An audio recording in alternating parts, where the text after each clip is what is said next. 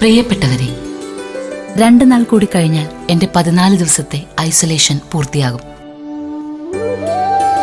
ആദ്യമൊക്കെ എനിക്കും ഉണ്ടായിരുന്നു ഭയം, ഒറ്റമുറിയിലെ ഒറ്റയ്ക്കുള്ള താമസം.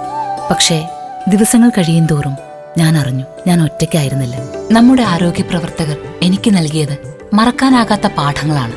ഇടയ്ക്ക് ഒരു മെന്റൽ സ്ട്രെസ് ഉണ്ടായപ്പോൾ മാനസികാരോഗ്യ പ്രവർത്തകരുടെ ഇടപെടൽ എന്നെ ഊർജ്ജസ്വലയാക്കി. ദിവസവും ആശാപ്രവർത്തക എന്നെ വിളിച്ചിരുന്നു. നേരിട്ടല്ലെങ്കിലും എന്റെ കുടുംബത്തോട് ദിവസവും കൊച്ചു വർത്തമാനം പറയാൻ എനിക്ക് സാധിച്ചു.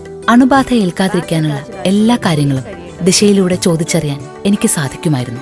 നന്ദിയുണ്ട് ഈ കരുതലിനും സ്നേഹത്തിനും ഒരുപാട്.